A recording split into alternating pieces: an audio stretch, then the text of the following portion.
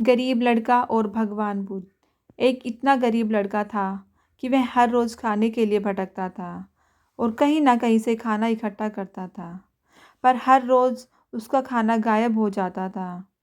एक दिन उसे पता चला कि एक चूहा उसका खाना चुराता है, तो उसने उस चूहे को पकड़ा और उससे पूछा कि तुझे पता है, मैं इतना गरीब हूँ, फिर भी तू मेरा खाना चुराता है।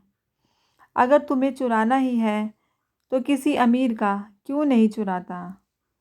तो वह चूहा बोला कि तेरी किस्मत में कुछ ही चीज़ें लिखी हैं, वही मिलेंगी।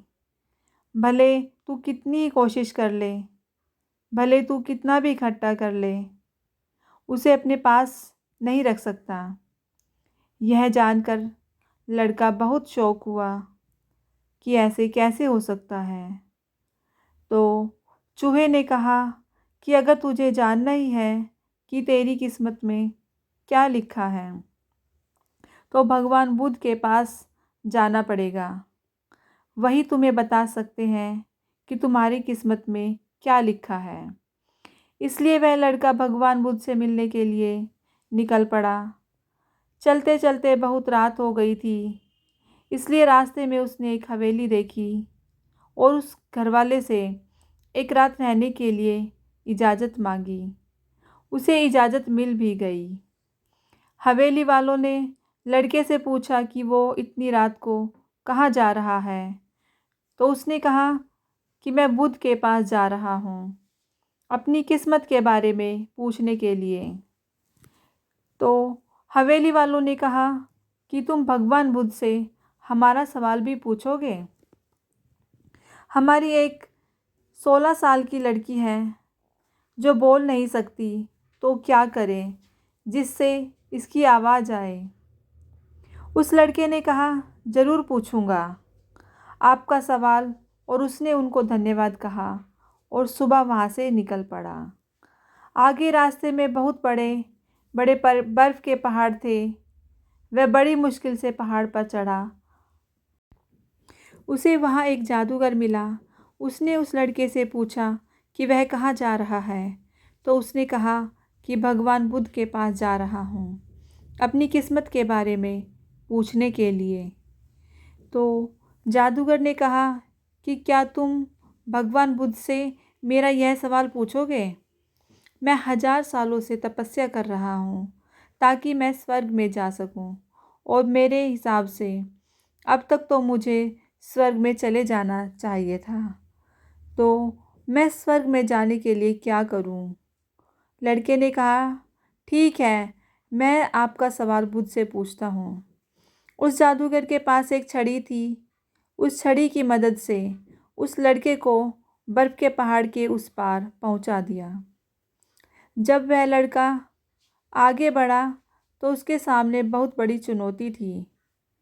वहाँ बहुत बड़ी नदी थी जो वह खुद नहीं पार कर सकता था। तभी उसकी मुलाकात विशालकाय कछुए से हुई। कछुआ उसे लेकर जाने के लिए तैयार हो गया। फिर कछुए ने भी उसे वही सवाल पूछा, तुम कहाँ जा रहे हो? तो उसने सब बताया। तो कछुए ने भी एक सवाल पूछने के लिए कहा, मैं 500 सालों से ड्रैगन बनने की कोशिश कर रहा हूँ, पर अभी तक नहीं बन पाया। तो मैं ऐसा क्या करूँ जिससे मैं ड्रैगन बन जाऊँ? लड़के ने कहा, मैं आपका सवाल ज़रूर पूछूंगा। कछुए ने लड़के को अपनी पीठ पर बिठाया और नदी के उस पार पहुँचाया। आखिरकार लड़का भगवान बुद्ध के पास पहुँच गया। वहाँ बहुत सारे लोग थे। बुद्ध ने कहा, एक व्यक्ति के केवल 3 सवालों के जवाब दूंगा। लड़का एकदम शॉक हो गया क्योंकि उसे तो 4 सवाल पूछने थे। वह सोचने लगा कि उसे कौन से 3 सवाल पूछने चाहिए। उसने कछुए के बारे में सोचा कि कछुआ 500 सालों से ड्रैगन बनने की कोशिश कर रहा है। जादूगर 1000 साल से स्वर्ग जाने के लिए तपस्या कर रहा है, और वह लड़की बिना बोले कैसे पूरी ज़िंदगी निकाल सकती है। फिर खुद के बारे में सोचा कि मैं तो सिर्फ गरीब हूँ, मैं तो मांग कर भी खा सकता हूँ। अपनी ज़िंदगी गुजार सकता हूँ, पर कछुआ, जादूगर और लड़की की परेशानियाँ तो मेरी परेशानियों से बहुत बड़ी हैं। तो लड़के ने उनके 3 सवाल भगवान बुद्ध से पूछे। बुद्ध ने जवाब दिया कि कछुआ 5 सालों से ड्रैगन बनने की कोशिश कर रहा है, पर अपने कवच को छोड़ने के लिए तैयार नहीं है। जब तक वह कवच को नहीं छोड़ेगा, तब तक वह ड्रैगन नहीं बन सकता। वहीं जादूगर अब तक अपनी छड़ी नहीं छोड़ेगा, तब तक वह स्वर्ग नहीं जा पाएगा। और जब तक लड़की को उसका जीवन साथी नहीं मिल जाता, तब तक वह बोल नहीं पाएगी।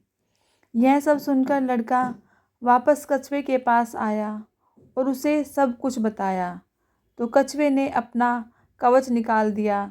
जैसे ही कवच निकाला, उसमें से कीमती मोती निकले। वह मोती कछुए ने लड़के को दे दिए और वह ड्रैगन बन गया।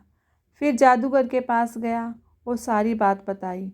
तो जादूगर ने भी अपनी जादू की छड़ी लड़के को दे दी और वह स्वर्ग में चला गया। उसके बाद लड़का उसी हवेली में गया जहाँ उसने रात गुजारी थी। जब वहाँ गया तो लड़की सामने आई और बोली, उस रात हमारी हवेली पर तुम ही आए थे ना। इस तरह लड़के को पैसा, पावर और एक खूबसूरत जीवन साथी मिल गई। जीवन में कुछ पाने के लिए कुछ देना पड़ता है। जब जादूगर ने छड़ी दी तो उसे स्वर्ग मिल गया।